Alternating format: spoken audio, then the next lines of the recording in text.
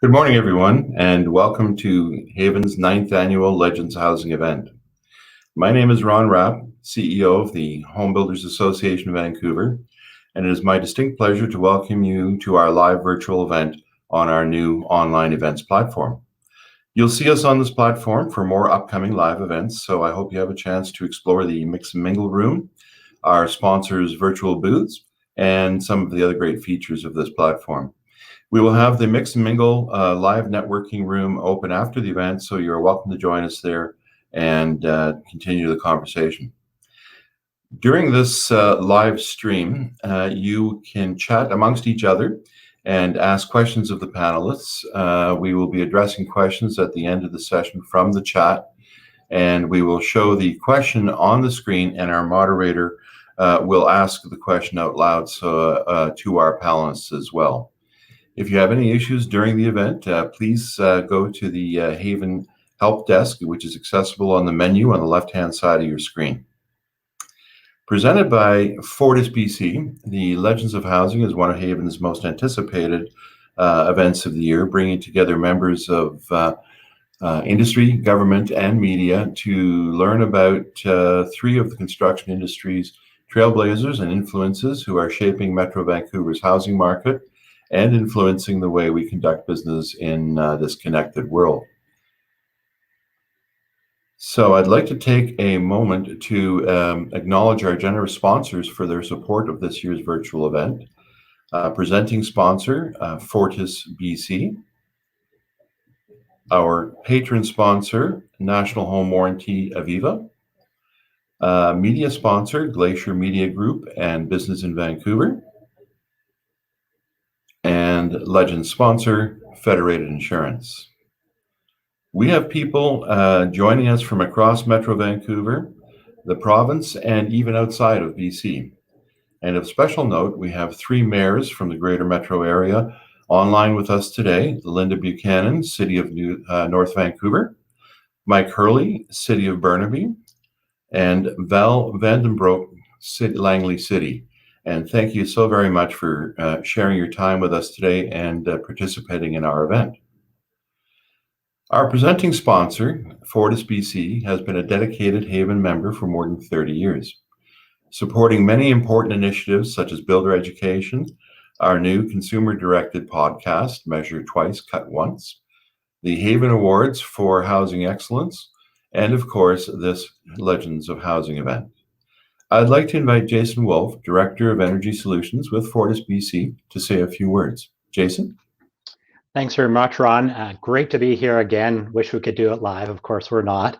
So we'll have to do the Zoom version, and I won't turn into a cat anytime through this. We are proud, as Ron says, to be a sponsor of this event yet again, and proud to support HAVAN and the whole building industry. This has been a tough year through COVID. And we've been there every step of the way, helping out where we could, working with HAVAN and builders and developers throughout British Columbia to help them through this. In fact, as a result of all the work that you do, building houses, we saw 20,000 new customers come onto our gas system this year. In addition to our gas system, of course, within the interior, we also have 100,000 electricity customers added onto those million gas customers. We have a short clip, so rather than listening to me for the whole time, we'll get to the short clip, which goes into a little more detail about some of the work we're doing and specifically how we are helping the province reach their emission targets of reducing greenhouse gas emissions by 80% by 2050. So with that, I'll let the video roll. Could we change the future while picking up dessert? Make renewable energy while cooking dinner. Reduce greenhouse gases and still be cozy. Are we moving towards a future we'll be proud of a decade from now? At Fortis BC, we're rethinking the future of energy. By working with communities and industry partners, we have a plan to help reduce our customers' greenhouse gas emissions by 30% by 2030. Check our progress. Thanks again, folks. Great to be a sponsor today and really looking forward to the discussion. Thank you very much, Jason. I appreciate the support, and Fortis has been a great partner to Haven throughout the course of your membership with us, as well as through the trying times that we have been into lately. So thank you very much for that. A message from our patron sponsor now, a valued Haven member for 24 years, National Home Warranty. Aviva is today's patron sponsor, and I'd like to take a moment to share their video message with you.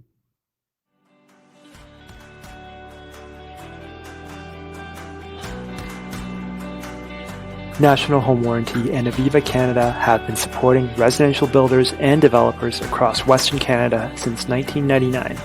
Residential construction forms a backbone of BC's economy, and we at National recognize that you, the builders and developers, are pillars of our communities. Our underwriting team is comprised of young, driven, university-educated individuals who live and work in our local municipalities across the Lower Mainland. They strive to be market experts and look for every opportunity to connect with our builders. Our technical services representatives provide our builders with observations and technical advice on site so builders can address issues before they become claims. And should a claim arise, our team will address claims in accordance to BC performance standards and the legislative regulations to ensure that claims are settled properly, efficiently, and expediently. While we weren't able to get together in 2020, we look forward to strengthening our relationships in 2021 and beyond. As our population grows, we need you to continue to build quality homes for the people so that housing remains affordable and a right. We also need you to innovate new ways to integrate the diversifying communities of our cities.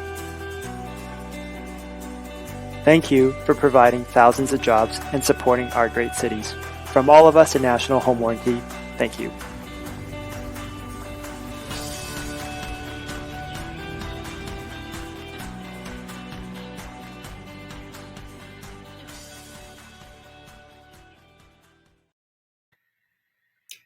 Thank you, National Home Warranty, Aviva. And without further ado, now let's get to the main event. I'd like to invite Jason back to introduce today's moderator. Please enjoy the broadcast. Thanks again, Ron. Today, it is my distinct pleasure to introduce today's moderator, Kirk LaPointe, who is the publisher, editor-in-chief of Business in Vancouver Media Group, which publishes the weekly BIV newspaper, 24 magazines, publishes BIV.com, and produces a weekly podcast that he hosts. He is also vice president, editorial for Glacier Media, is an adjunct professor, and the executive in resident at the Graduate School of Journalism at UBC, and is a former executive director of the Organization of News Ombudsmen. Please join me in giving a warm welcome to today's moderator, Kirk LaPointe. Hey, thanks very much, Jason. Thank you so much, everybody, for being here today. Of course, we're really proud at Business in Vancouver and at Glacier to participate in this event every year, which I think is a really fascinating time, of course, for all of us in business. And I think you're going to find today that with our three legends, we're going to get some excellent insight into how they've been adapting and with these challenges, but also their life stories and some of the inspiration that they might be able to provide you. Let me introduce them without further ado in alphabetical order. Ryan Beedie is the CEO of Beedie, the prominent industrial and residential development firm with extensive activities in private investment also and social profit activities, including Beedie Luminaries, which supports disadvantaged students in helping them gain their education. Good to see you, Ryan. Good to have you here. Thank you. Deana Grinnell is Vice President Real Estate with British Columbia and Ontario with Canada Lands Company. It's responsible for optimizing community and financial value while repurposing former government properties. Deana has been instrumental in really operationalizing CLC's partnerships with First Nations here in British Columbia, particularly with Coast Salish Nations on the Jericho lands and elsewhere, and in Ontario at CFB Downsview. Good to see you, Deana. And Beau Jarvis is president of Wesgroup Properties. He's responsible for overseeing the operational and strategic direction of Wesgroup, which has extensive portfolios and a range of housing and development. He's also chair of the Urban Development Institute, the UDI. Beau, welcome to you too. Thank you. All right, we're going to spend about 40 or so minutes going through a lot of things with our panel, and we invite, of course, your questions toward the end of our time today. I hope that you'll get them going on chat quite quickly. Listen, it makes some sense to go about as far back as we can to start with any kind of conversation on this one, and I want to get some early thoughts from you to take me back as far as you can, really on your first curiosity in this field that you now occupy, and where and when was it, and why? And let me start with you, Ryan, on this one. Yeah, it's a great question, and it goes back as far as I can remember. I think when most kids were going to parks and other things with their family on weekends, I was going to job sites with my dad and my mom. It's what we did. Seems like almost every weekend. So at a very young age, I was exposed to the work he was doing and the projects that we were doing, and of course was would have been impressed at any time, but as a youngster, seeing these massive buildings and knowing that my father was, largely responsible for them was really a significant influence, I think, in my life. And then coming home at dinner, all we would talk about was work on the weekends or Canucks hockey. He was quite obsessed with Canucks hockey and work, and those are the two drivers in his life. So it was drilled into me at a young age, and it just so happens that today is the 67th anniversary of the incorporation of Beedie Construction. So it's timely to be here today with you. If you'd been able to take over the Canucks, would we have the cup by now? Is that no comment. Where did it start for you? I was always interested in urbanism. I think I had a lot of questions, but for me, my first real exposure came when I finished my undergrad. I decided I wanted to be a community builder. I wasn't sure what that meant, but I managed to get my first job as a project coordinator in an office to develop a cultural center in my hometown, which is in the Comox Valley. And we had several stakeholders. We pushed this project through master planning, functional programming, fundraising. It was fascinating. I was hooked. I couldn't get over this career of planning and urban development. And so that was the beginning for me. The project fell apart. That's the politics of things sometimes. That was also a good lesson learned. But I never looked back after that exposure. Do you have any idea what you would have been otherwise? My undergrad was in nutrition. I probably would have continued in that field, yeah. But I'm glad I found this one. Yeah, nice. Beau, your early curiosity. Yeah, thanks. Much like Ryan, started at a young age. I was born and raised in Whistler, and my mother actually was one of the people of a small group of people that opened the first real estate office in Whistler, and my dad was, a builder of spec homes and some really small other projects, nothing like the magnitude of we do down here in Vancouver. But so I grew up in the back of my mom's Volvo, her showing real estate, or on one of my dad's job sites, like packing wood, doing layout and things like that. And then started child labor is what you're basically saying. Childhood labor, yeah, for sure, totally. Yeah. So it started at a young age, and it was kind of fait accompli. Whenever we'd go on holiday as a family, we drove around and look at real estate. Whenever we would go to Vancouver from Whistler, we drove around and look at real estate. It was just what we did. Yeah. So each of you kind of brings that wonderful sense of destiny about it, but you have to come along with some values. And I want to get a little bit of a value statement out of each of you here and how you define them. And Deana, why don't you start on that one? How would you define your values? My personal values, well, as I mentioned, I wanted to be a community builder. So for me, I want to do meaningful work. I've always felt that way, that your hands are meant to contribute. And as my dad said, you got to put a little elbow grease into what you're doing to get a good outcome. I like authenticity. I embrace change. I think when we are changing, we're getting better rather than stagnating. And I think that I value respect. I value respect in the relationships that I have, and I value success. And I think that you got to be prepared to do the work that you got to do. So those are some of the things that underpin the way I conduct myself. Mm-hmm. Nice. Beau? I guess other than hard work, if you can even call that a value, my values were probably established a little bit later in life as I had to go through some trials and tribulations. But I would say that what stands out today is, accountability and I say, own your shit. And that's my favorite value if you were to ask me to choose. And I could go really deep on that one. I don't see that in any of your literature. Internally, it is. Oh, okay. So I could go deep on that one, but I think it's, it's, and accountability goes in so many different ways, right? It's just being accountable to your own actions and how you present yourself and the integrity in which you operate. And it's also being accountable to others and how we operate in the communities, and accountable to our customers, accountable to our stakeholders, our partners, lenders, and all of that. So it's a very deep sort of and broad value for me. Yeah, Ryan, with your own history of philanthropy, I think you can probably speak to your own value system quite clearly on this. I'd really like to hear what it is. Yeah, there's so many different directions to take on a great question. I think it's, for me, being true to your word, following through. If I say I'm going to do something, I'm going to do it. And reputation is everything. It's long-term thinking.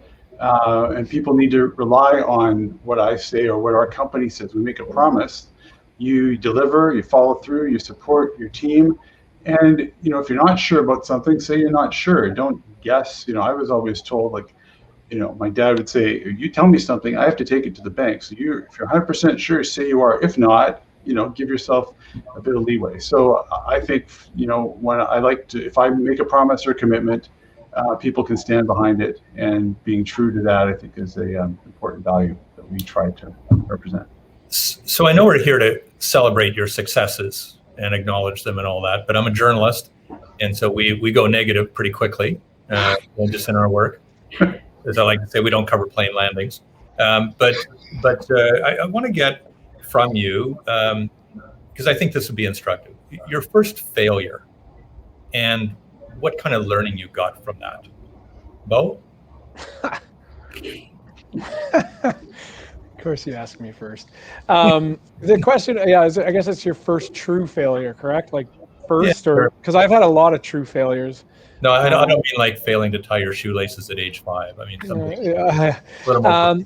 Well, notwithstanding the background that I described earlier in terms of how I got into real estate, I tried not to be in real estate. I tried very, very hard, in fact, to not be in real estate. And, at the time I was going through university, it was sort of the .com craze, and tech was very in vogue. And I wanted to work in the tech sector. And I ended up getting a job at a video game development company, which was like that was if you're in the tech sector, that was like the most progressive, liberal, crazy place to work that you could imagine in terms of sort of office environment and culture. And it was Radical Entertainment. It's a company that doesn't they got bought out by, I think, EA over time, but very successful organization. And my role there, it was a disaster. It was a massive failure. I was brought on for business development. Frankly, I probably did not know what I was doing, other than I had played Atari and Intellivision when I was younger. And they tried to, the owner was going to mentor me because I wasn't really going anywhere. And then he got hit in the eye with a hockey puck playing rec hockey and disappeared for like 4 months. And I was just floundering. And it was, and I didn't get invited back, to say the least. I was on a 6-month contract, and it was eye-opening for me because I'd been fairly successful with a lot of my endeavors to that date, and my endeavors weren't great. But it was real. It shook me, and I went back to Whistler with my tail between my legs and got involved in the family business of sort of real estate and construction, and realized that I should probably just kind of stick to what I know. And but it taught me a lot. It was mentally challenging for sure. Yeah. So that was a learning. Stick to what you know. Yeah, that was probably the learning out of it. Yeah, for sure. Leave the video games just to off hours. Yeah, exactly. Yeah, that's right. Yeah. Ryan? I'd say failing science in grade 8. I think, grade 8 was actually a hard year for me for a variety of reasons. I was hanging out with the wrong crowd and going down the sort of wrong path, as it were. And I think it was, in retrospect, fantastic that I did fail grade 8. I had a broken leg at the time. I had to go to summer school at Burnaby Central, and really a bit of a wake-up call at that age. And I was able to in the years following, just completely shift gears, change who I was hanging out with, and really focus on school and be fortunate to have a lot of success in that area. So it was a failure at the time, but I'm really grateful for it. So that was an inflection point at what? You were like 13, 14? I was 13, yeah. Yeah, and you can pinpoint that. It's 100%. 100%. Deana? Those are great and personal examples, and I was thinking more about a business example. So I'll talk about it. But I was thinking about a time when we had a project to take forward and had everything lined up.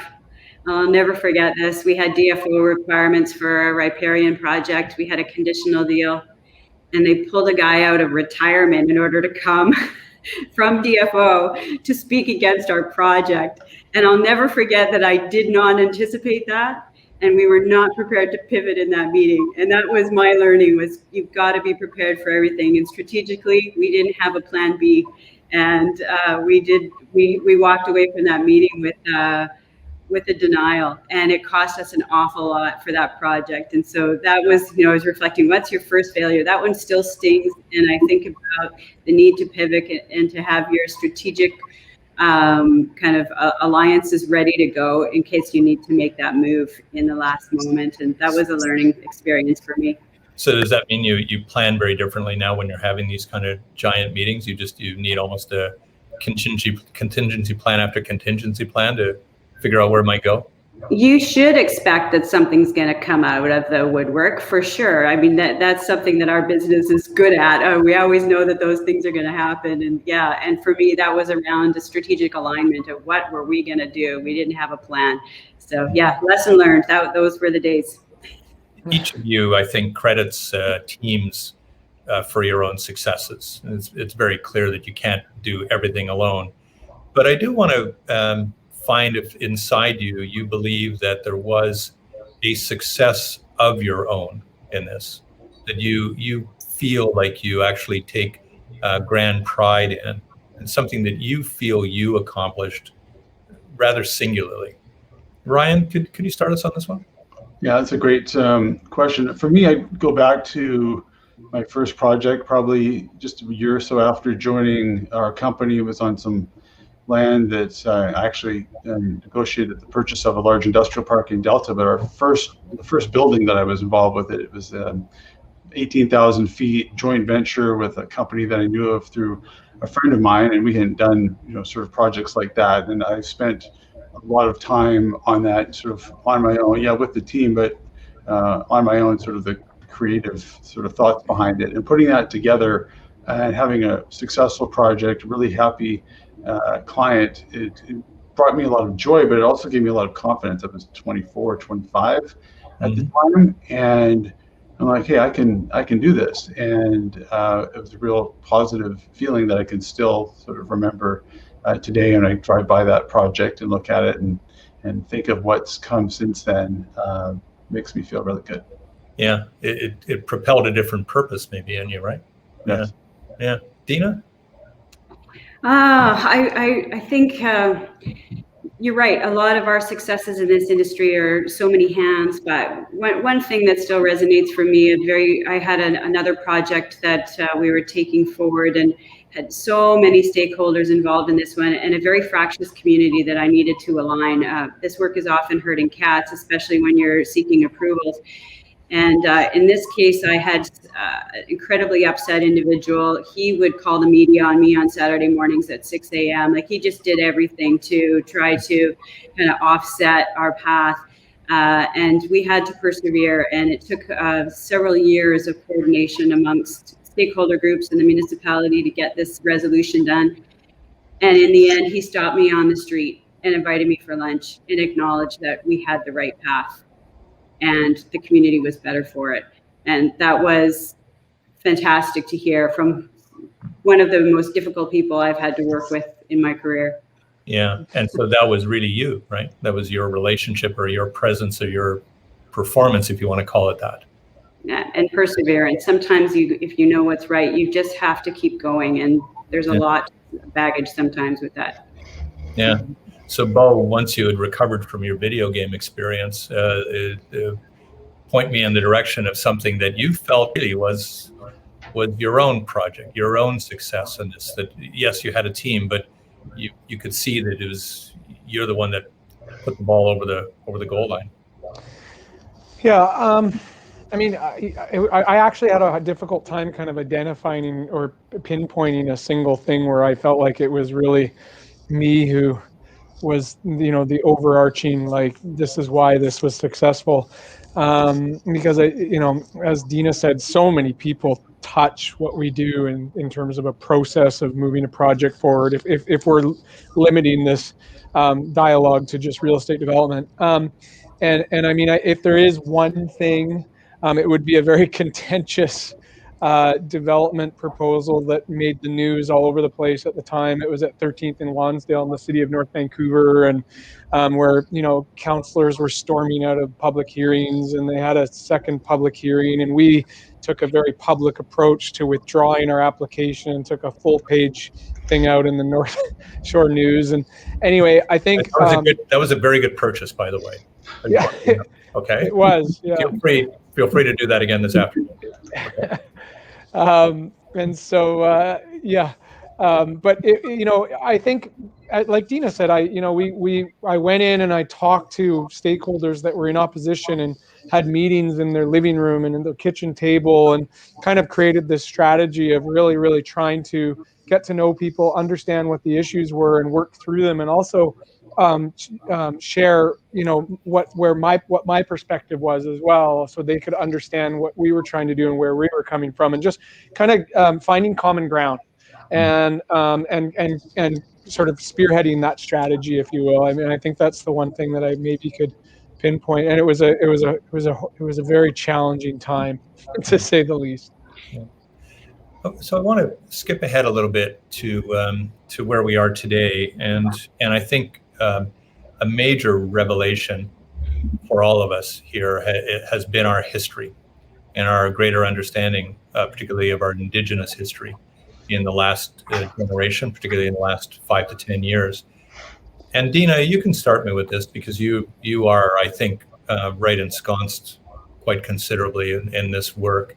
But how did it first come to intersect with your work and become something that you personally took on and valued in the way that you have? Mm-hmm. Yeah, thanks for asking. I'd say I've always also been interested in more, getting to know more about our Indigenous communities and history, and I must say that's a journey that I'm on and that we'll all be on for a while. I worked with the Fraser Basin Council as a sustainability planner for a few years in my early career, and it was there that I was first exposed to really kind of setting the table and understanding perspective of some of our nations. We would do a convening approach there, where we would get business, the private sector, the public sector regulators, civil society groups, interest groups, and the Indigenous community to tackle some of these multi-pronged sustainability issues. And they would put their interests on the table, put their suggestions on the table. And I started to learn, that convening method with the nations. And I took that, I loved the work. It was incredibly illuminating.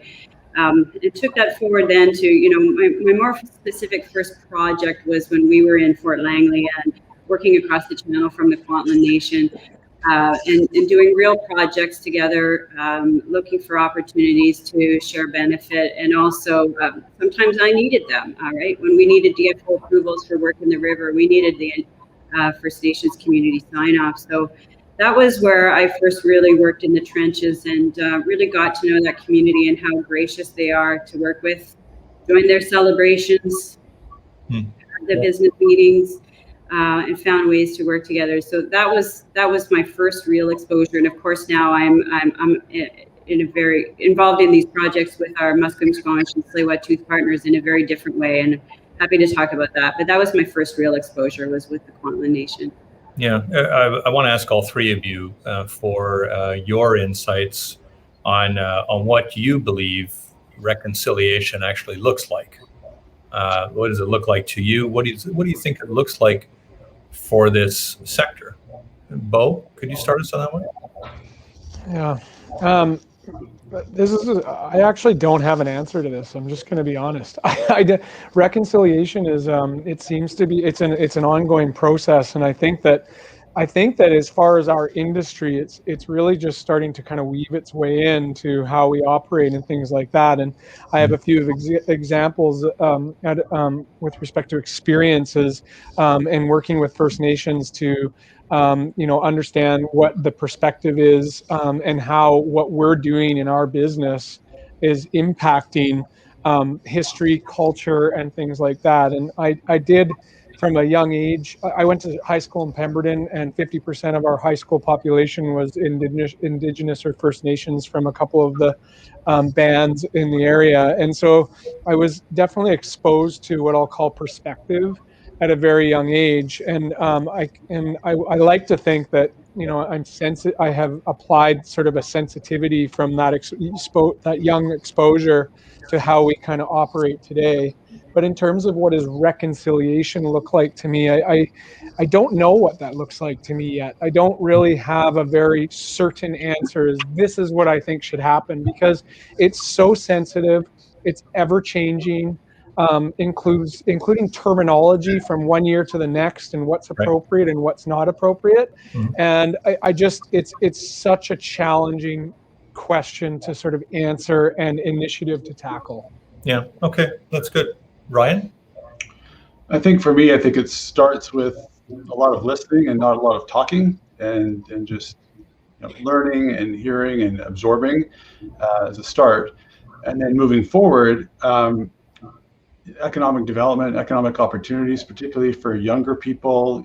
We're starting to work with one local First Nations group, and we're really excited about it, because I think we, working together, can add a lot of value and create opportunities, and again, particularly for younger people, and it can just be a win-win. So it's something we're really excited about, and looking forward to that in the future, and again, just listening and learning. Yeah, nice. Deana, I'm going to swing back to you on this one, because you likely have getting a clearer and clearer and clearer definition of this purpose. So, well, I do think I agree with Ryan that it's around educating yourself, and you can't expect your First Nations partners to educate you. That's not their job. So spending a lot of time getting to know these issues is really important for people who want to do work, and finding a common understanding of some issues so that you can become an ally. I think it's really important for us to do that right now. And for me, one of the things I've learned around reconciliation, which I agree, it is a journey, and for every group that you're going to work with, it's going to look different. And so for me, it's about needing to approach and be humble about your work, and acknowledge that you're going to do your work with First Nations their way. You can't arrive in a room and say, I'd like to do business with you so long as you do it my way. It doesn't work at all. And so finding real authentic conversations so you can start to understand ways and understand how those interests intersect with yours, you're going to find ways to work together. But it's definitely different, and it's the most rewarding work that I do. Yeah, it does sound so. And in a way, though, Ryan, early in our conversation, we looked at values, and we talked a bit about them. But can you already sense how Indigenous values are reshaping how we're developing land, what we're going to do in the future? 100%. I think no question about it. And I think we have alignment in that case, looking at things from a multi-generational, long, term perspective, with sustainability at its core. I think it comes along at the right time, everything that's happening in this arena. So I think the future is quite bright in this regard. Yeah, Beau? Yeah, I agree with Ryan. I think that Indigenous values are absolutely reshaping our industry, whether it's from a process perspective, an opportunity creating perspective. I think that was an important point that I actually had written down as well and didn't mention, but ensuring opportunity for the First Nation groups and things like that. But it's it's coming into our world every day. And I think it's something that if you don't pay attention to, or if you ignore, or if you think, as Deana said, which I loved what you said, Deana, and that, I'd like to do business with you, here's how I'm going to do it kind of thing. Like, it's just, you just absolutely horrible way to try and understand what the issues are. And you're not going to get very far in this day and age if you don't recognize that type of thing. Yeah, Deana, let's give you the last word here on this topic. Sure. A deep respect for the land and for sustainability, and we have a lot to learn from the nations in that regard. But I'd also say time. The Nations Act, at least in my experience with a multi-generational time horizon, they're thinking about the future generations, and they're bringing the wisdom of the past. And certain things that they've waited 100 years to do, they can wait a little longer to do if the situation isn't right. So I do think that time is a different kind of a metric, and it's a really important thing to appreciate. And also the values around land. Land is a precious resource. It's the root of prosperity. Land is not a commodity, and that's something to really kind of embrace. Good. We have about 8 or 10 minutes or so left in our conversation. I want to encourage people, by the way, to add to this conversation with their own questions, so we can get those fired up now, and we'll be able to get to them once we're done briefly here. But a couple of questions to end, and I guess these are somewhat look back questions. The benefit of your wisdom as you stayed in this field. But let me start with you, Beau. What are the things that you understand now that you didn't when you first succeeded?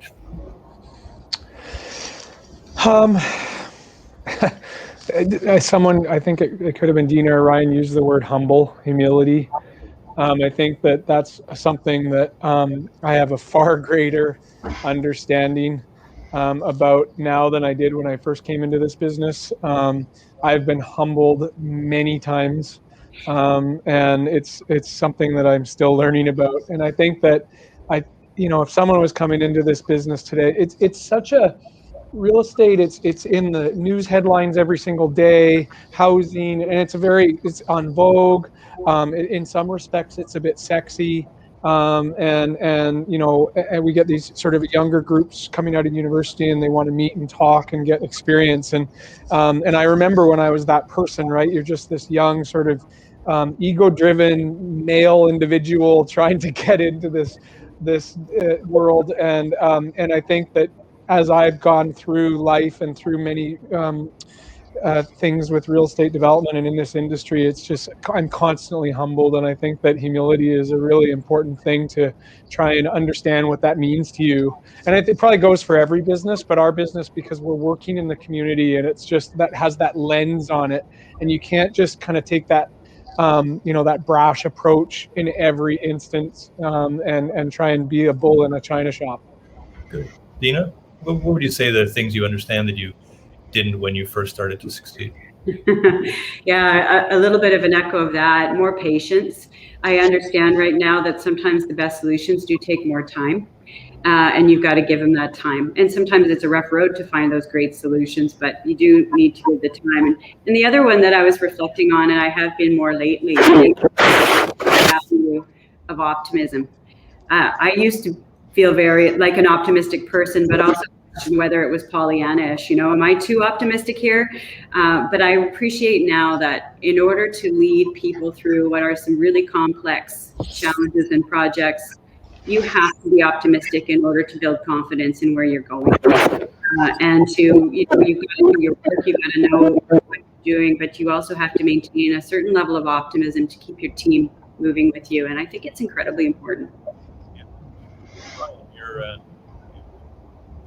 the wisdom hat on here and what you know now.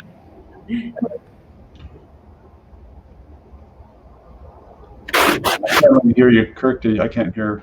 Oh, there you go. I think that got better. We're having trouble with a little bit of audio trouble. Yeah, no, pick up on that, and just what you know now that you didn't know.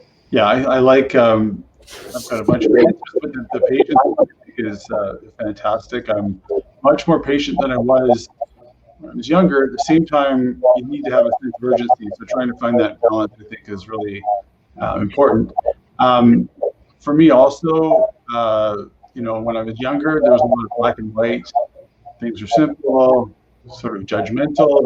Now, the world, I understand there's a lot of gray. I think I'm much more compassionate, understanding person, and what's going on with individuals. Just take a second and try to understand where they might be coming from or what's driving certain behaviors or decisions. And I think I've learned a lot over the years. It's kind of nice getting older. There's some wisdom that comes with age, and applying that, what I've learned in a business context, but even also in a personal context. I think it's made me a better person, and I continue to hope to grow in that direction. Well, good.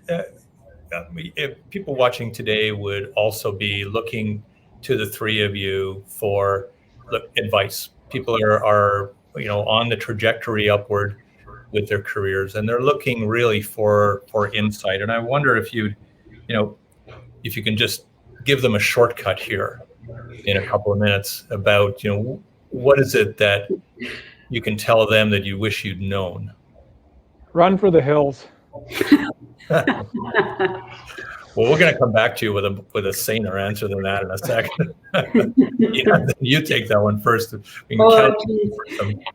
I think I think this industry is getting more and more complicated all the time, and there's more and more demands on us as the industry to deliver benefits to the community, you name it. I think that people have to just get started. One thing about this industry is you don't learn it at school, you learn it in the trenches. You've actually got to get out there. Don't think you know everything, because you don't. And like we've said, your capacity to understand the complexity that you're in just grows and grows as your career grows. And I think that for me, one of the great wins was the first home builder I was with was integrated. We did all of our land ac, planning and entitlements, construction, design, and sales. And to me, to have that exposure to the broad spectrum in those early years was really terrific, because it helped. So if you can find one of those opportunities, go for it, and dig in and do the work. Ryan? Yeah, I would say, the only constant in life is change. Reputation is everything. Relationships are critical. Just, getting to know people, learn from people, and, broaden your network, and to be a sponge and absorb, because there's so many incredible people to learn from who are keen to share their knowledge and wisdom along the way. Yeah. Okay, Beau, you get a do-over on that. Okay, all right. I said run for the hills. I mean, it's very close to what Deana was meant. Like, I never in my career certainly has it been a more complex time to try and do what we do. The whether it's government regulation from various levels of government to expectations to working with stakeholders in the community. I mean, it's an extremely challenging time to be engaging in some level of real estate development. And so I also love what Ryan said about change being the only constant. It's a quote I use around our organization all the time, because in this business, if you wake up in the morning and you're like, I got that DP issued last night, everything's good, you're setting yourself up for disappointment an hour ahead of when you told yourself that. And I think that you really, really need to be able to adapt. You need to be able to pivot. There's something new coming at you, every hour. And we also, in Vancouver, we're fortunate. If you are getting involved in this business in the lower mainland of British Columbia and Vancouver, Greater Vancouver, we're an area that is studied by many parts from around many areas from around the world. And so we have a very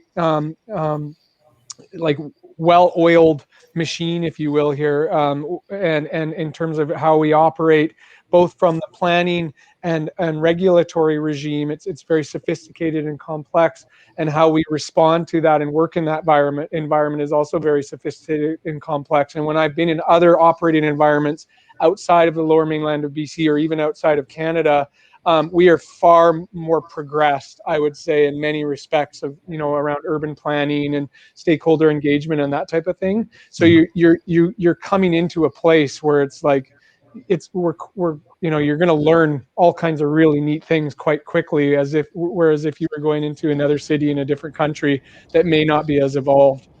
So relish in that, I guess, is my advice. Sure.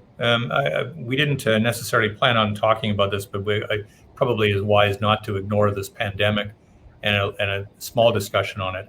And a question I usually ask some business leaders in all of this, and it's not really a surprising answer, maybe you will surprise me, is do you like your job more now that you've gone through the pandemic, now that you're going through the pandemic? Do you like it more than what you did a year ago?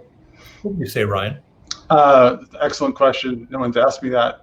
I've always, fortunately, I've always loved my job, but I love it even more having gone through the experience of the last year, so many different challenges, the way our team came together and, in battle, it just completely changed overnight, it seemed. And I really became even more grateful for the incredible people that I'm so lucky to get to work with. And I look back on that time, especially at the beginning, quite frankly, with a sort of a positive, not COVID aside, obviously, but from how we reacted and what the gelling that went on here, it was a real positive thing. So I like my job even more than I did before.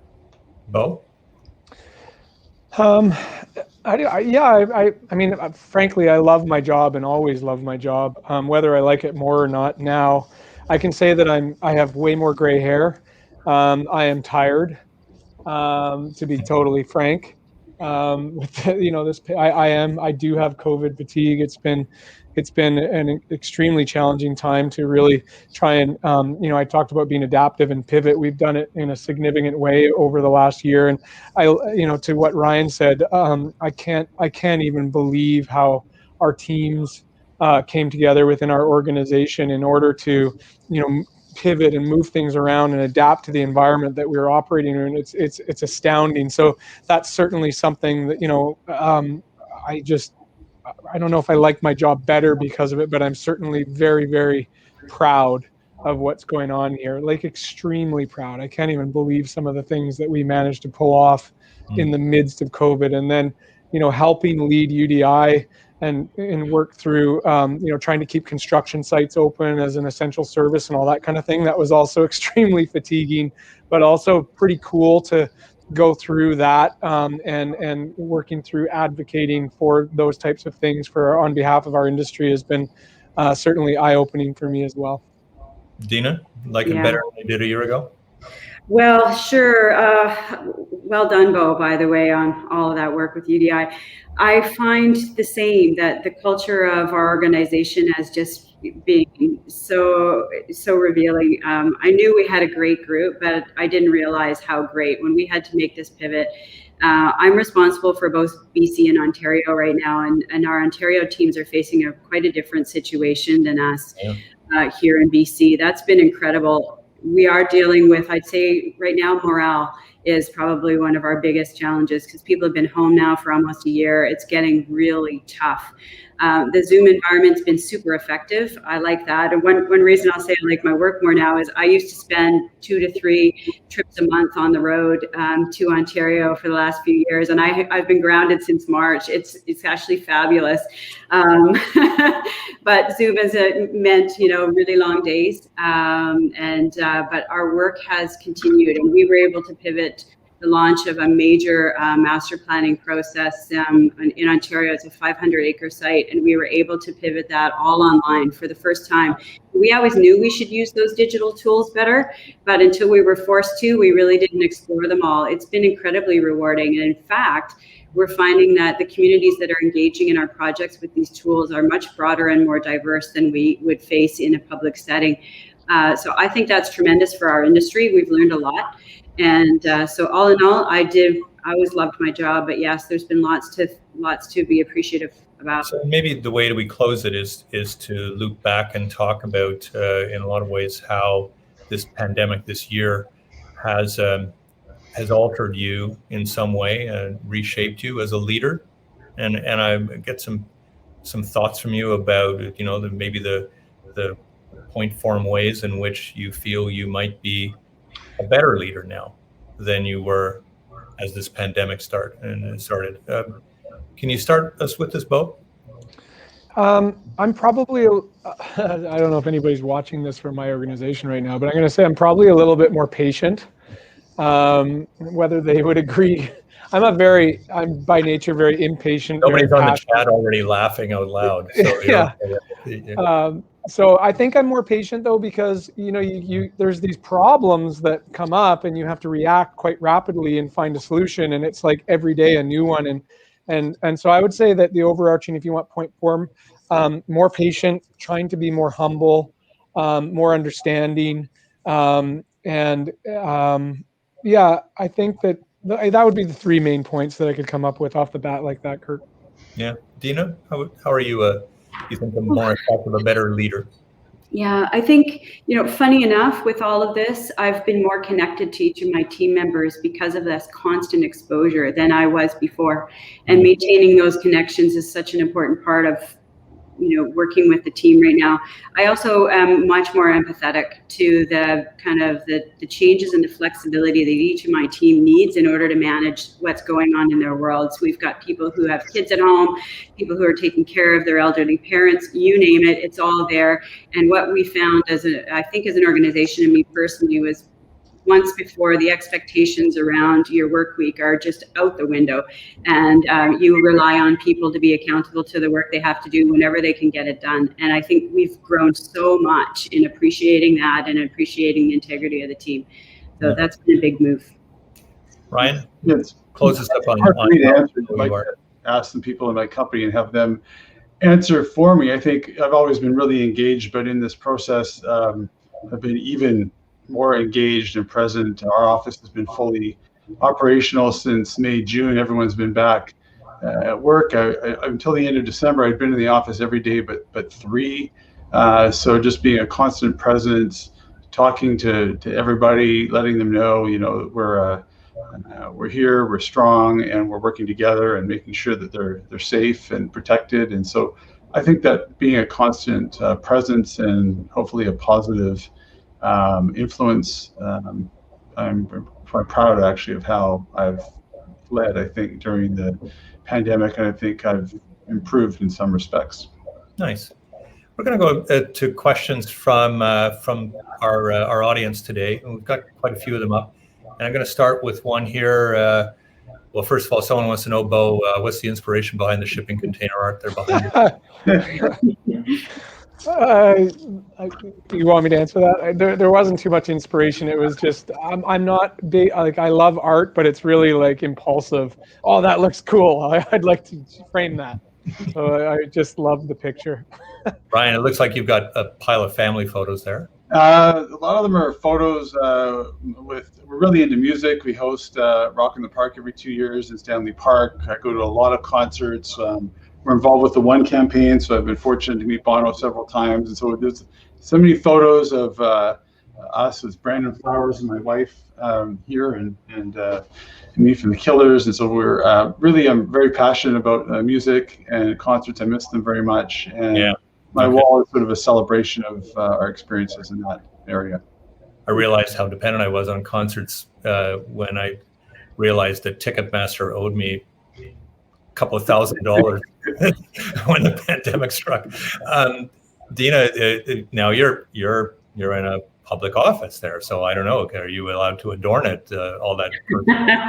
Yeah, pathetically, I haven't adorned it that much, but I am in the Fairmont Heritage Building, built in 1912. So these windows are single pane, but it's a pretty neat old building. Yeah. Right. So you've all spent, question comes to, you've all spent decades in the sector. Can you tell us one of the biggest game changers that you've seen take place in the sector, either a positive one or even a negative one? Who wants to try that one first? Beau, are you up for 5 points on this one? 5 points.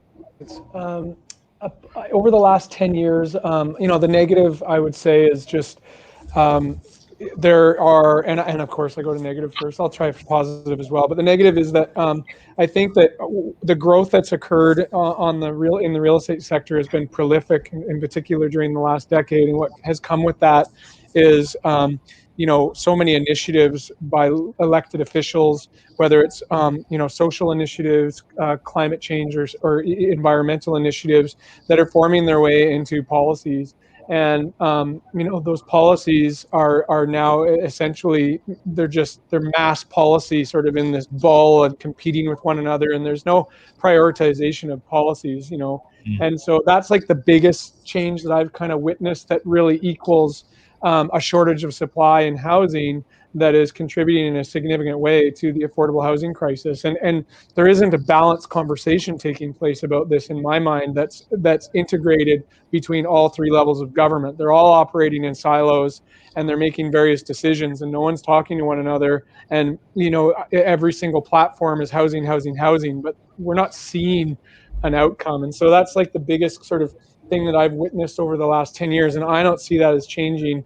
And then on the positive side, I actually believe that stakeholder engagement and how we engage with communities has gotten, like, I'm proud of how we engage with communities at this point. And if I look back 10 years ago, I don't think we were doing a good job. I probably thought we were at the time, but reflecting on what we do now versus what we do then, I think we do, our industry in general, I think does a really good job of how we engage with communities and how we engage with stakeholders and how we find common ground to move forward and grow. And so those are sort of the positive and the negative over the last 10 years for me.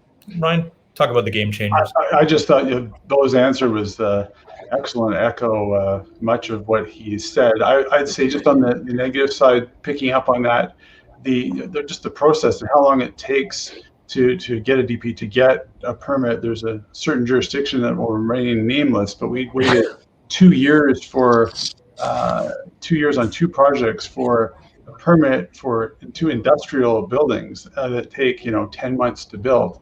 And 2 years the clients needed the space, and so there's an economic development, a negative on economic development. Is a drag almost on the economy to take so long. In Canada, it takes so long to get a permit.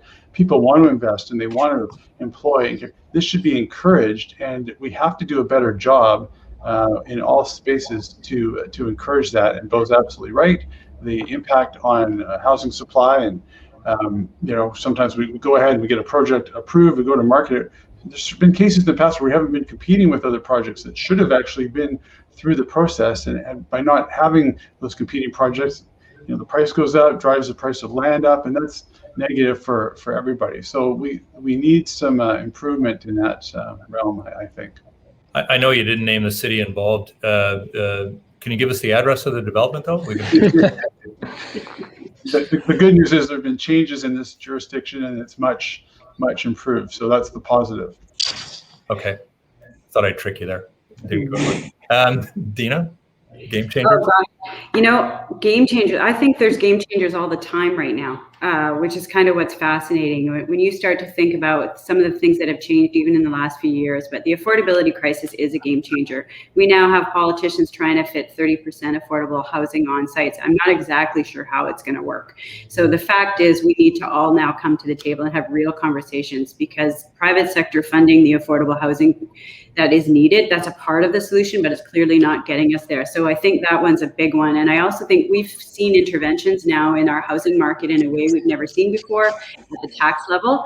That's been a fascinating thing to watch kind of move through the industry. And now with the pandemic, it's kind of turned it on its head. Single family was not selling, and now it's the hot commodity. And I think we're going to emerge out of this with a different new normal, I think, in terms of how demand affects our industry.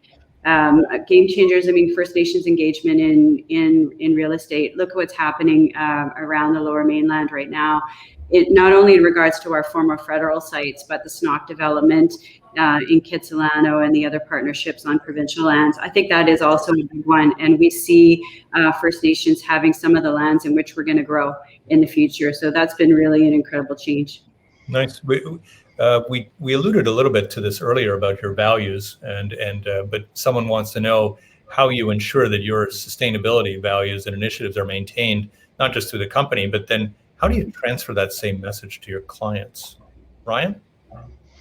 Wow, that's an excellent question. I think it's sort of leading by example and prioritizing and indicating what is important to us and what we've done on other projects, and opening the door to people, opening their eyes a bit to the different opportunities out there to make their buildings more sustainable, and with proven examples that we can look to, because I think there's people want to see those various options and improve sustainability throughout.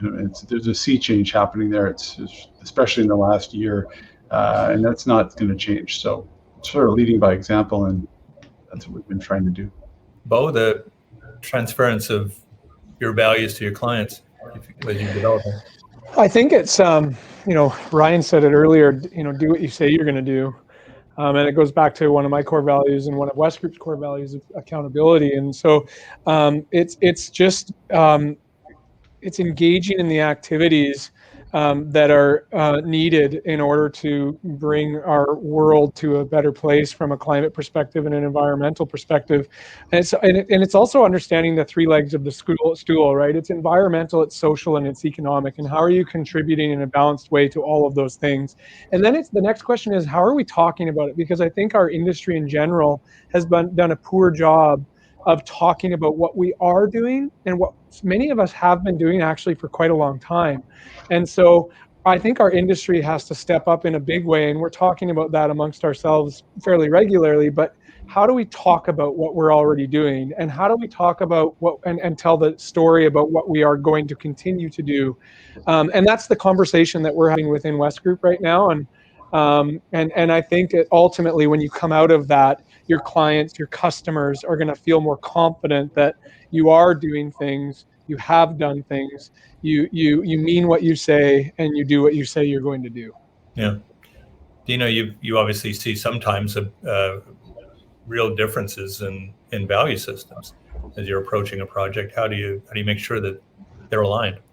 Yeah, well, it is interesting. I mean, I tend to think that as a builder, you can deliver a certain amount of capacity through your projects to support sustainability, and those are important things around specifically stormwater management, environment, or energy, soils. Those are the things that we can kind of control from a systems point of view, so long as you have a willing municipality to connect into, which is another challenge. But I also think that we have a hard time prescribing how people are going to ultimately live in your development. And in fact, I think that's a really interesting place for our industry right now, is trying to decide how to deliver some of those responsibilities that come in terms of commissioning a building and operating it effectively so that it actually performs well over years. We haven't actually got there yet, so we tend to focus more on the land side. From the point of view of the nations, it certainly brings for us, say at Jericho, we're just in the early stages of site analysis and site performance assessment, so we can figure out how we want it to perform from a sustainability point of view. And with a long view in mind, you're going to see us, I think, introducing some systems there that are very novel, that haven't been tested before, because we've got 90 acres and a long view to see the results in. Yeah, nice. Let's get right into the weeds here with a question in the time that we've got left. Someone's asking, where does development in Metro Vancouver go from here? We're quite limited to the north, west, and south. East and up is an obvious solution, but it seems like cities aren't completely on board with higher densities. Well, let's tackle this one, shall we? It's a $64 million question. Yeah. Well, you're the chair of the UDI. You on here. Well, I think you have to look at it both from a housing supply perspective as well as a jobs perspective, right? We have two issues. I mean, I think that industrial is the affordability crisis that nobody's talking about, and that's job and economic space, and so you have to kind of think about that. You have to think about both of those things as we answer this question. And we have the agricultural land reserve, we have the mountains, and we have the ocean, so we're fairly land constrained, and there's not too many opportunities really there's no new real greenfield developments. It's all infill, it's brownfield redevelopment and things like that. And so we either have to have a conversation about how we accept that, which means that it's going to be intensification and densification, because we're not having the conversation about going into the LR or whatever, or reclaiming more land from the ocean or whatever, like they used to do.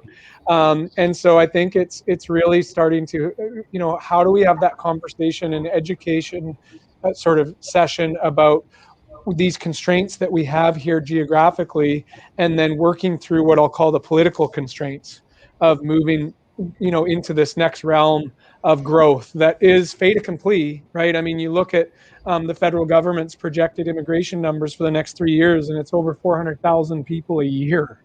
Yeah. And so that's happening, right? So how do we start to really engage in this dialogue in a meaningful way? And it's very divisive right now too, right? So it's not an easy dialogue to have, because there's this, this crazy opposition and proponents and everybody, and there's misinformation and social media and all this kind of stuff with all this information flying around. So, I think that that's something that really needs to happen. I go back to my earlier comment about the 3 levels of government being misaligned and operating in silos. And until the day that they decide to stop doing that, I don't think that we're going to be able to truthfully engage in a lot of that dialogue, because they all have a big part to play in housing affordability and job space and how we grow into the future. Nice. We've got about a minute or so left. Let's squeeze some time in with Deana and Ryan. Deana, why don't you go first? Sure. I mean, I think it has to be about intensification, and particularly at the land opportunities we have now.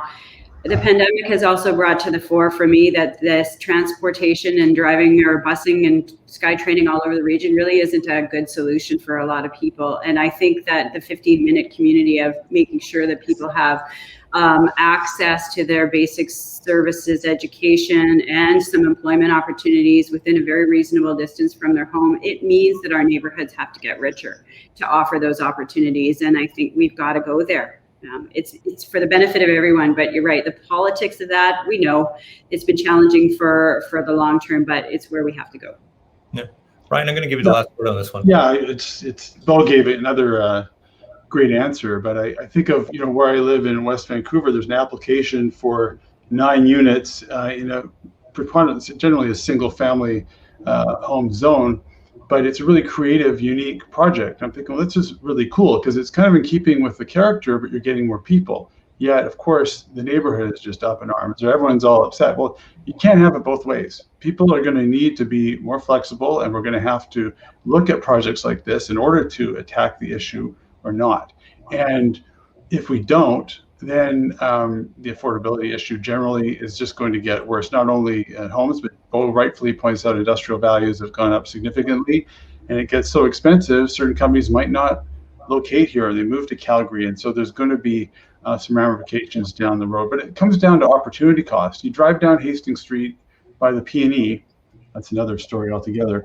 You've got these empty parking lots. They're there empty, like whatever, 95% of the year. That land could be purposed doing something, helping house people. Instead, we, as a society, say, well, that's okay to have an empty parking lot. You can't have it both ways. We're going to have to, there's going to have to be some leadership, and some people are going to get upset, but without taking on, projects like that and taking on vested interests, I don't think we're going to solve these issues. Good place for a small stadium, and you can take down BC Place. Yes. There you go. Listen, the 3 of you, we could probably go on for hours here, and you're all so astute. It's been really, really great conversation. I mean, it's so fabulous to have all of your insights into these questions, into these themes, and we could go on, but thank you so much for your time today. Congratulations, of course, on your awards. Ryan, Deana, Beau, it's been a real privilege. Thank you. Thank you. All right, and up comes Ron, and you can close it off. Thanks. Thanks very much, Kirk, and very much like to thank you to our distinguished guests here, Beau Jarvis, Deana Grinnell, and Ryan Beedie, and yourself, Kirk, for sharing your time with us today, and your very inspiring answers to Kirk's questions, and sharing your history and your experiences with us. To show our appreciation, we would like HAVAN will be making a donation in your names to the charities of your choice. And it has been our pleasure to host this event today. And we really look forward to to having you join us in other Haven events as we move forward. So thanks very much to everyone. I'd like to thank you again to our generous sponsors, our presenting sponsor, Fortis BC, our patron sponsor, National Home Warranty of Aviva, media sponsor, Glacier Media Group and Business in Vancouver, as well as our legend sponsor, Federated Insurance. We can't do it without the sponsors, especially now under the circumstances with COVID. And we really, really do appreciate their participation and their contributions and support. So thank you for joining us today. We hope that next year's event, which will be the 10th iteration of the Legends event, will be in person and we can enjoy each other's company and actually see each other face to face. So hopefully you can join us, and our next panel of influencers and industry trailblazers in 2022. Thank you for joining us today. We will keep the Mix and Mingle room open for a little bit longer if you wish to continue any conversations. And for information about upcoming events, please visit our website at havan.ca. Thanks again, and everybody have a great afternoon. Bye for now. Thank you.